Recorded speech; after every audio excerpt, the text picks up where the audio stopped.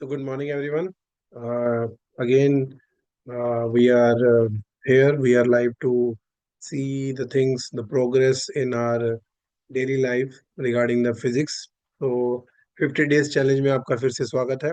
और आज हमारा डे 4 है और डे 4 में हम आज क्या करने वाले हैं, बड़ा ही important topic which is Gauss theorem and its application. Video थोड़ी लंबी होने वाली है बिकॉज गॉस थ्योरम का प्रूफ, वहां से कूलम्स लॉ का प्रूफ, और उसके बाद तीनों के तीनों एप्लीकेशंस आज हमने करनी है। तो बड़ा ही इंपॉर्टेंट हमारे लिए टॉपिक और बड़ा ही इंपॉर्टेंट हमारे लिए सेशन होने वाला है। तो without taking your much time और ज्यादा टाइम वेस्ट ना करते हुए सीधा के सीधा हम चलते हैं अपने टॉपिक के ऊपर, जहां पर हमें देखना है कि हमें कैसे कैसे गॉस थ्योरम और सारी चीजों को सॉल्व करना है। तो गॉस थ्योरम को सॉल्व कैसे करना है, क्या करना है, वो सारी चीजें हमें यहाँ पे समझनी है, कैसे समझनी है। बड़े ध्यान से आप देखिएगा, समझिएगा। गॉस थ्योरम के ऊपर आता हूं मैं। गॉस थ्योरम है क्या? गॉस थ्योरम कहती है कि जो इलेक्ट्रिक फील्ड है उसकी अगर हम इंटीग्रेशन करें किसके साथ, सरफेस एरिया के साथ, इसको हम बोलते हैं surface integral of electric field E over a close surface. तो क्लोज सरफेस जब हम करते हैं तो इंटीग्रेशन के साथ यहाँ पे हम एक जीरो लगा देते हैं। That means the close surface is there is equal to Q times the epsilon naught. मतलब 1/एप्सिलॉन नॉट टाइम्स द चार्ज। ये चार्ज जो है यहाँ पर अनक्लोज्ड है। किसी सरफेस के अंदर जो चार्ज होगा, हम उसकी बात करेंगे। उसके बाहर कोई दूसरा चार्ज होगा तो हम वो नहीं करेंगे। अगर हमें यहाँ पे फ्लक्स निकालना होगा तो वहां पर Q/एप्सिलॉन नॉट होगा, ना कि 2/एप्सिलॉन नॉट। अगर हमारे पास एक दूसरा सरफेस है, मान लो ये सरफेस S1 है, तो अगर हमें फ्लक्स निकालना है S1 के लिए तो ये Q/एप्सिलॉन नॉट होगा। लेकिन अगर हमें निकालना है S2 के लिए तो phi of S2 will be 2Q/एप्सिलॉन नॉट। टू क्यों आया? बिकॉज ये चार्ज और ये चार्ज जो है ऐड हो गए। चार्ज आपको पता है एडिटिव इन नेचर होते हैं। तो ये है हमारी गॉस थ्योरम। अब हमने इस गॉस थ्योरम को करना क्या है, इसको प्रूफ करना है। तो प्रूफ करने के लिए हमारे पास बहुत सिंपल सा फंडा है, बहुत सिंपल सा फंडा है। प्रूफ कैसे करेंगे हम क्या करते हैं, इसको प्रूफ करने के लिए फटाफट से आपको इसका प्रूफ समझाता हूँ। प्रूफ करने के लिए हम क्या करेंगे, हम एक स्फेरिकल बॉडी लेंगे। एक स्फेरिकल बॉडी है, उसके सेंटर पे कोई चार्ज पड़ा था क्यू। चार्ज आपको पता है सरफेस के ऊपर चला जाता है तो ये सरफेस पे चला जाएगा। हमें यहाँ पे एरिया वेक्टर चाहिए होता है। एरिया वेक्टर जो है इसका 3D की तरह यहाँ पर हम एक स्कूप ले लेते हैं और इससे एरिया वेक्टर हमारा बाहर की तरफ आएगा। ध्यान रहे, इसका एरिया वेक्टर हमेशा बाहर की तरफ आएगा। पॉजिटिव चार्ज है तो इलेक्ट्रिक फील्ड भी इसकी वजह से बाहर की तरफ जाएगा। तो इलेक्ट्रिक फील्ड और area vector which is ds, both are in same direction. तो हम लेफ्ट हैंड साइड लेके चलेंगे which is E.ds for a close loop. ये क्या आ जाएगा हमारे पास, E.ds cos जीरो, बिकॉज ये दोनों के दोनों जो है सेम डायरेक्शन में है। cos जीरो 1 होता है तो E हमारे पास बाहर। और integration of ds will be the area of this four, this will be 4r²। और ई का फॉर्मूला 1/4 Q/r²। जो कैंसिल होता है उसे कैंसिल कर दीजिए, r² से r² कट गया तो हमारे पास फाइनली आउटपुट क्या आएगा, Q/एप्सिलॉन नॉट। तो ये जो है हमारा यहाँ पर बहुत ही इंपॉर्टेंट एक जो है प्रूफ निकलता है गॉस थ्योरम का। नॉर्मली ये जो है आपका आता ही आता है मोस्ट ऑफ द एग्जाम्स में। गॉस थ्योरम उसकी एक एप्लीकेशन, उसका एक बड़ा ही इंपॉर्टेंट हिस्सा रही है, मोस्टली एग्जाम्स में आती है। तो अगर आपने ये पूरे टॉपिक आज की वीडियो पूरे ढंग से समझ लिया, फिर इसको आपने रिवाइज कर लिया, तो आपके 3 नंबर तो है बोर्ड में पक्के होने के चांसेस आपके बढ़ जाते हैं। तो हमने गॉस थ्योरम किया। अब इस गॉस थ्योरम के प्रूफ का बिल्कुल उल्टा जो हमारे पास केस आता है, वो हमने क्या करना है, वो हमने ये करना है कि हमें इससे प्रूफ करना है कि कूलम्स लॉ हम कैसे प्रूफ कर सकते हैं। तो फिर से वही सेम डायग्राम लेंगे हम। एक स्फेरिकल बॉडी है, चार्ज बाहर, चार्ज की वजह से इलेक्ट्रिक फील्ड और एरिया जो है बिल्कुल सेम आ रहा है। तो हम क्या करेंगे, गॉस थ्योरम को अप्लाई करेंगे using Gauss theorem. So E.ds पूरा close surface is equal to Q/एप्सिलॉन नॉट। अब हम इसको अप्लाई कैसे करेंगे, दोनों के बीच में एंगल जीरो है तो E बाहर आ जाएगा। Integration of ds cos zero आ जाएगा 1। Q/एप्सिलॉन नॉट इंटीग्रेशन ऑफ ds अगर हम सॉल्व करेंगे तो 4πr² आएगा। इस 4πr² को हम दूसरी डायरेक्शन में दूसरी तरफ ले जाएंगे और सिंप्लीफाई करेंगे तो हमारे पास क्या आ जाएगा, 1/4 4 पाई एप्सिलॉन नॉट Q/r²। देखिए पिछले वाला ये एक्सप्रेशन है, बिल्कुल डिफरेंस ये है कि पिछले एक्सप्रेशन में हमने ई की वैल्यू पुट करी थी, यहाँ से हम ई की वैल्यू निकाल रहे हैं। अगर हम मान लें कि यहाँ पर कोई और चार्ज जो है पड़ा हुआ है, यहाँ पर सरफेस के ऊपर कोई और चार्ज पड़ा है से Q0, तो इन दोनों के बीच में एक फोर्स लगेगी, और उस फोर्स का फॉर्मूला होता है F = Q0 × E। याद रहे, कोई भी चार्ज पार्टिकल इलेक्ट्रिक फील्ड में रखा होता है तो उसके ऊपर एक फोर्स लगती है। अगर हम यहाँ पे ई की वैल्यू पुट करते हैं तो हमारे पास आ जाएगा 1/4 पाई एप्सिलॉन नॉट Q नॉट/r²। And this is our formula which is called Coulomb's law. तो हमने यहाँ से कूलम्स लॉ को डिराइव कर दिया है। This is the expression where we had derived Coulomb's law using this Gauss theorem. तो अब हम आगे की तरफ चलते हैं, पहली एप्लीकेशन के ऊपर चलते हैं। हमारी जो पहली एप्लीकेशन है वो क्या है? हमारी जो पहली एप्लीकेशन है वो क्या है? एक इनफाइनाइट वायर गिवन है हमें, infinitely long infinitely long wire, charge wire है हमारे पास, इनफाइनाइटली लॉन्ग चार्ज वायर। तो हमारे पास एक वायर है, लेंथ हमें बिल्कुल नहीं पता उसकी कितनी है, पर हमें ये मान लिया कि उसके अंदर कुछ चार्ज है। तो हमने मान लिया इसके अंदर +Q चार्ज है। अब क्योंकि ये एक ओपन सरफेस है तो हमें एक इमेजिनरी सरफेस ड्रॉ करना पड़ेगा जिसको हम बोलते हैं गॉसियन सरफेस। तो एक इमेजिनरी सरफेस हमने इसके बाहर ड्रॉ कर लिया एट अ पर्टिकुलर डिस्टेंस, और हमने उसमें से पास होता हुआ एक गॉसियन सरफेस यानी कि सिलेंड्रिकल सरफेस ड्रॉ कर लिया है। तो ये डिस्टेंस जो हमने लिया वो उसकी रेडियस बन जाएगी R, और ये लेंथ हमने ले ली है L। याद रहे, ये जो लेंथ हमने ली है ये हमारी मर्जी से ली है हमने, ये सिलेंडर की प्रॉपर लेंथ नहीं है। तो हम यहाँ पर क्या करेंगे, अब हम यहाँ पर देखेंगे कि कुछ एरियाज बनते हैं। यहाँ पे क्या एरिया बनते हैं? ये एरिया नंबर 1 है, ये एरिया नंबर 2 है, और ये बीच का जो पार्ट है ये एरिया नंबर 3 है। वायर में जो चार्ज है हमने पॉजिटिव लिया है, तो इलेक्ट्रिक फील्ड की डायरेक्शन ये बनेगी हमारी बाहर की तरफ। तो यहाँ पर अगर मैं ये स्कूप लूंगा एरिया का, उसकी डायरेक्शन भी सेम आएगी बाहर ds की। इस वाले में अगर लूंगा तो एरिया वेक्टर ऊपर की तरफ जाएगा, इस वाले में अगर लूंगा तो एरिया वेक्टर नीचे की तरफ जाएगा। तो यहाँ पर जो एंगल्स बनेंगे इलेक्ट्रिक फील्ड और ds के बीच में, वो बनेंगे 90 डिग्री। तो याद रहे cos 90 होता है 0, और यहाँ पर बनेगा 0 डिग्री। तो हम करेंगे क्या, गॉस थ्योरम को निकालेंगे। E.ds = Q/ε0। हम करेंगे क्या, इसको 3 पार्ट में तोड़ देंगे। पहले पार्ट में और दूसरे पार्ट में एंगल हमारा बन रहा है 90 डिग्री का, तो थोड़ा शॉर्टकट में करूंगा।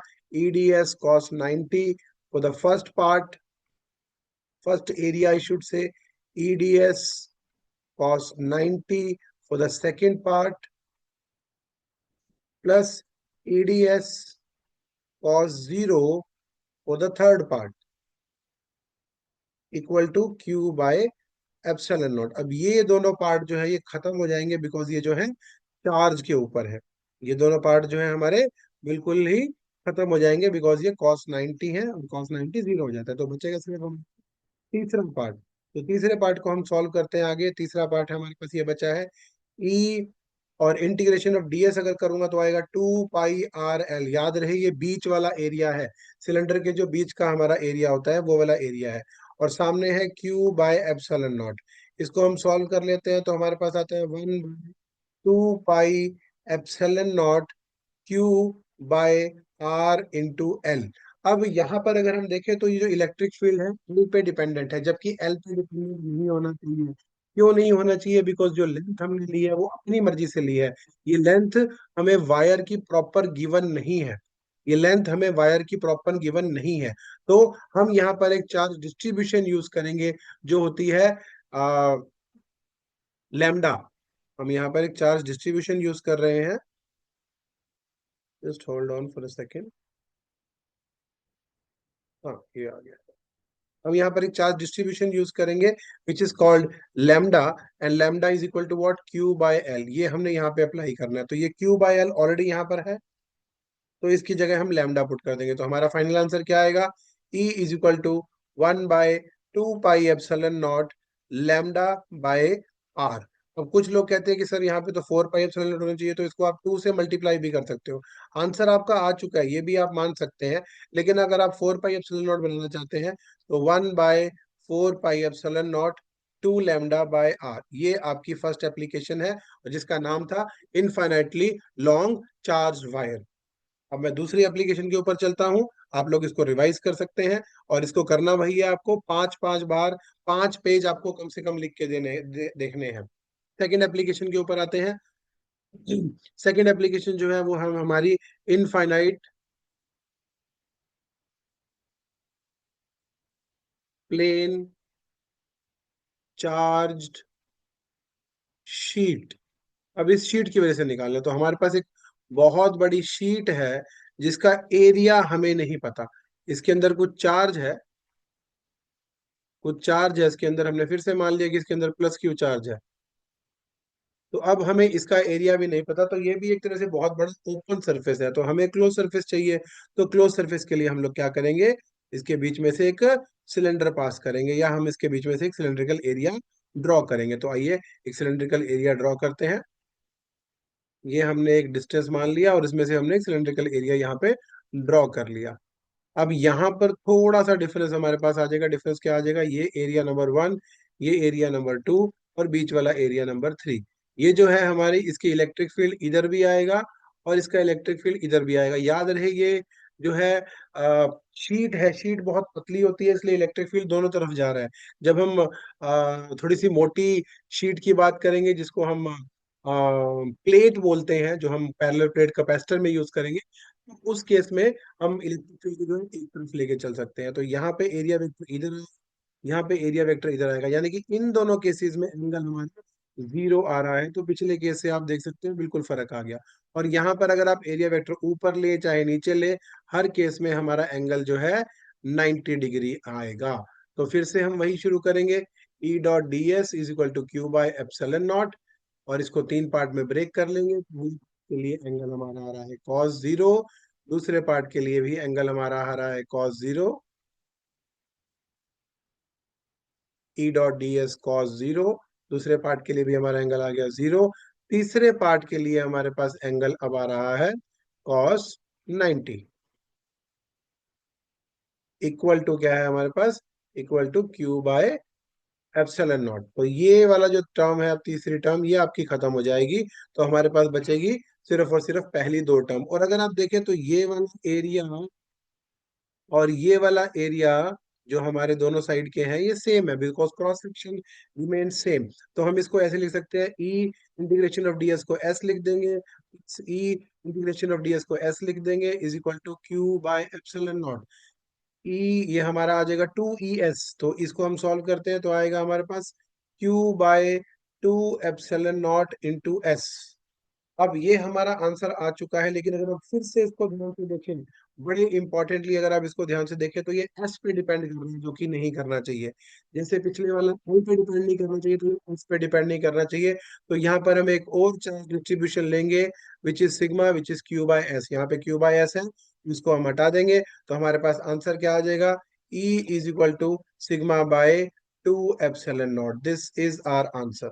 थोड़ी सी वीडियो आज लंबी होगी, बिकॉज तीनों एप्लीकेशंस हैं, और सेकंड एप्लीकेशन का एक सब पार्ट भी है, वो भी आपको फटाफट से करवाता हूँ। तो ये हमारा आंसर आ गया, सिग्मा/2 एप्सिलॉन नॉट। सिग्मा क्या है हमारे पास, चार्ज डेंसिटी है, सरफेस चार्ज डेंसिटी है,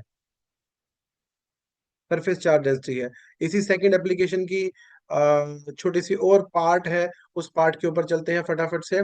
अगर आपके पास 2 पैरेलल शीट्स गिवन हो, 2 पैरेलल शीट्स, ये बड़ा ही इंपॉर्टेंट टॉपिक है, क्योंकि अगर आपने ये कर लिया तो आप ये मान के चलिए कि आपके 3 नंबर जो है ओके हो चुके हैं। 2 पैरेलल शीट्स मैंने दोनों पॉजिटिव ले ली हैं। दूसरा केस हो सकता है कि एक पॉजिटिव है एक नेगेटिव है, दोनों नेगेटिव वाला केस आप खुद कर सकते हैं। अब इसकी वजह से हमें इलेक्ट्रिक फील्ड निकालना है। हम 3 पॉइंट ले रहे हैं, A, B और C। यहाँ पे मैंने ले लिया +σ1 +σ2, यहाँ ले लूंगा मैं +σ1 एंड -σ2। इस वाले की बात करता हूँ, पॉजिटिव से अवे जाएगा, तो दिस इज E1। पॉजिटिव से अवे जाएगा, सो दिस इज E2। तो पॉइंट ए के ऊपर क्या आ रहा है, E1 + E2, that means σ1/2 epsilon naught +σ2/2 2 epsilon naught, तो ये दोनों ऐड हो जाएंगे। अगर सिग्मा वन और सिग्मा टू दोनों इक्वल हो बाई चांस, तो ये क्या होंगे, दोनों ऐड हो जाएंगे, तो हमारा आंसर आ जाएगा सिग्मा बाय एप्सिलॉन नॉट। 2 से 2 कैंसिल हो जाएगा। If sigma one is equal to sigma two, ये उस केस में हमारा इलेक्ट्रिक फील्ड निकलेगा। सी पॉइंट पे अगर बात करूं तो पॉजिटिव से अवे जाएगा, दिस इज E2। पॉजिटिव से अवे जाएगा, this is E1। Again you will get the same value, तो ए और सी के ऊपर सेम वैल्यूज आपको मिलने वाली हैं। Only the direction will be opposite, because positive से अवे है तो दोनों तरफ अलग अलग डायरेक्शन जा रही है। बी पॉइंट पॉजिटिव से अवे, तो ये हो जाएगा E1। E2 की तरफ से देखूं तो ये भी अवे, तो ये हो जाएगा E2। अब हमें नहीं पता कौन सा सिग्मा बड़ा है, लेकिन न्यूमेरिकल्स के अंदर वो वैल्यू हमें गिवन होगी, तो हम E1 माइनस E2 या E2 माइनस E1 ले सकते हैं। तो हमारे पास आ जाएगा sigma two minus sigma one by 2 epsilon not. अगर ये दोनों फिर से इक्वल हों तो यहाँ पे इलेक्ट्रिक फील्ड जीरो आ जाएगा। तो याद रखें, इसके अंदर इलेक्ट्रिक फील्ड जीरो आ रहा है, बाहर इलेक्ट्रिक फील्ड बच रहा है। अब अगर दोनों नेगेटिव होती तो आप उसी केस में करते, डायरेक्शंस ऑपोजिट हो जाती, लेकिन आंसर फिर भी सेम आता। एक पॉजिटिव और एक नेगेटिव लेके चलते हैं पॉइंट ए। पॉजिटिव से अवे, नेगेटिव के टुवर्ड्स E2। अब यहाँ पर मुझे पता है E1 उसके पास है, इसलिए E1 माइनस E2 होगा। तो sigma one minus sigma two by 2 epsilon naught, और अगर दोनों इक्वल हो तो आंसर जीरो। सी पॉइंट के ऊपर बात करते हैं। सी पॉइंट पे भी ऐसे ही होगा, नेगेटिव के टुवर्ड्स जाएगा तो ये E2 है, और पॉजिटिव से अवे जाएगा तो ये E1 है। अब यहाँ पर भी मुझे पता है, क्योंकि सेकंड प्लेट पास में है, सेकंड प्लेट पास में है, तो answer will be E2 minus E1। So that is sigma two minus sigma one by 2 epsilon naught. और फिर से अगर सारा इक्वल हो जाए तो यहाँ पर भी आंसर जीरो आ जाएगा। तो याद रखें, ये पैरेलल प्लेट कैपेसिटर का सीन है। बाहर की तरफ इलेक्ट्रिक फील्ड हमारा जीरो होता है, सिर्फ और सिर्फ अंदर की तरफ इलेक्ट्रिक फील्ड होता है। मैं वीडियो थोड़ी सी फास्ट लेके जा रहा हूँ, क्योंकि हमें जल्दी इसको कंप्लीट करना है आप लोगों की। मैं रिवीजन चाहता हूँ कि फटाफट से हो, 50 डेज चैलेंज आपका सक्सेसफुली कंप्लीट हो, और आप सब लोग सारे के सारे 70 में से 50 प्लस मार्क्स लेके कम से कम आए।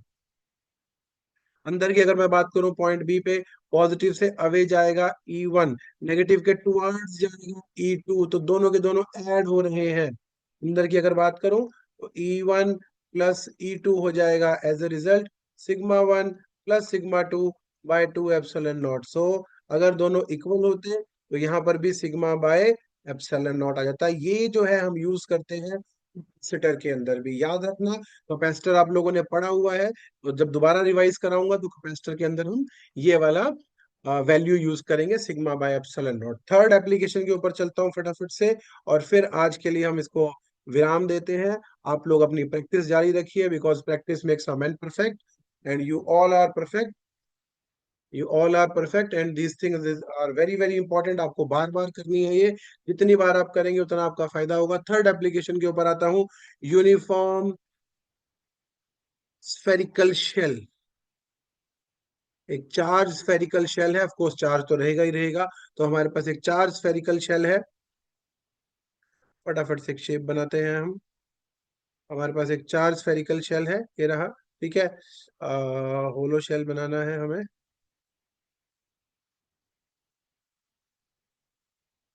ठीक है, तो ये हमारे पास एक चार्ज स्फेरिकल शेल है।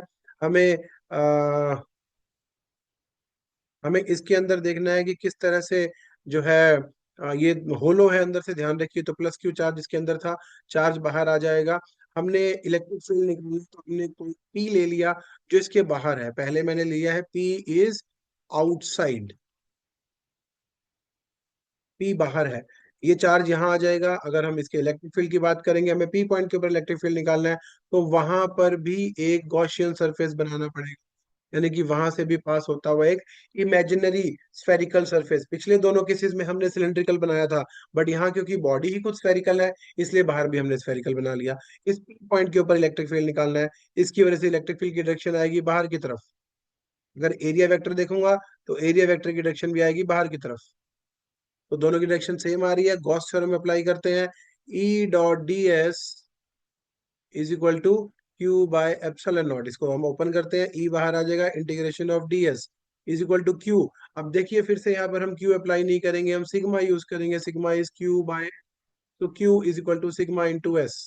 तो sigma into S divide by epsilon naught. अब एक बड़ा ही इंपॉर्टेंट पॉइंट आता है जो आपको ध्यान रखना पड़ेगा, इलेक्ट्रिक फील्ड के साथ में एक एरिया है ds और एक सिग्मा के साथ में एरिया है s। इलेक्ट्रिक फील्ड कहाँ निकाल रहे हैं आप? इलेक्ट्रिक फील्ड आप निकाल रहे हैं बाहर वाले पे, इलेक्ट्रिक फील्ड आप निकाल रहे हैं बाहर वाले के ऊपर। इलेक्ट्रिक फील्ड हम कहाँ निकाल रहे हैं? बाहर वाले पे। तो इलेक्ट्रिक फील्ड के साथ आप बाहर वाला एरिया यूज करेंगे। मान लो ये रेडियस आपका स्मॉल आर है और अंदर वाला जो रेडियस है वो कैपिटल आर है, तो ये हो जाएगा 4 पाई r स्क्वायर। और अंदर ये सिग्मा जो है, सिग्मा चार्ज डेंसिटी है। चार्ज कहाँ है? चार्ज हमारा अंदर अवेलेबल है। चार्ज कहाँ अवेलेबल है? चार्ज अंदर वाले पे अवेलेबल है। This is where the charge is lying. This is where the charge is lying. तो चार्ज जो है हमारा अंदर की तरफ है, तो हम यहाँ अंदर वाला एरिया यूज करेंगे 4 pi small r square, sorry capital R square. अंदर वाला एरिया जो है हमारा कैपिटल आर है, 4 पाई कैपिटल आर स्क्वायर। 4 पाई से 4 पाई ई की वैल्यू हमारे पास आ गई, एप्सिलॉन नॉट भी था वहां पे, sigma by epsilon naught into capital R square by small R square. ये हमारी फाइनल वैल्यू है, capital R square by small R square.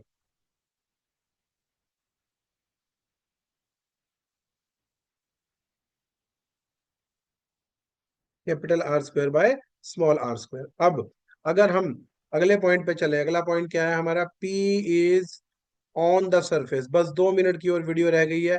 P is on the surface. जब ऑन द सरफेस है तो R की वैल्यू इक्वल टू R हो जाएगी, because P point जो बाहर था अब सरफेस के ऊपर ही आ चुका है। तो यहाँ पे R और कैपिटल R इक्वल हो जाएंगे, ऊपर वाली इक्वेशन ही उठाते हैं। E की वैल्यू क्या आ जाएगी? Sigma by epsilon naught. तो याद रखिएगा सिग्मा बाय एप्सिलॉन नॉट वो पैरेलल प्लेट कैपेसिटर के लिए भी आता है और इसके लिए भी आता है। तीसरा और आखिरी पॉइंट जो है मैं फटाफट से डिस्कस कर, आखिरी पॉइंट हमारे पास क्या है? आखिरी पॉइंट ये कहता है कि अगर वो P इनसाइड हो, P इज इनसाइड, याद रखो ये एक मेटल है। P अगर इनसाइड है, P पॉइंट हमारा इनसाइड है, तो चार्ज तो सरफेस के ऊपर जा चुका है। चार्ज की प्रॉपर्टी है कि वो सरफेस पे चला जाता है। चार्ज सरफेस पे चला गया तो अंदर तो चार्ज बचा ही नहीं है, और अगर अंदर चार्ज नहीं है तो इलेक्ट्रिक फील्ड भी जीरो हो जाएगा। तो ये थी हमारी आज की 3 एप्लीकेशंस, बहुत बहुत इंपॉर्टेंट एप्लीकेशंस हैं। I hope you people have enjoyed the session. समझा है आपने ढंग से? कोई डाउट हो, कोई क्वेरी हो, मुझे आप लोग मैसेज कर सकते हैं। और thank you so much. All the best for your board exam.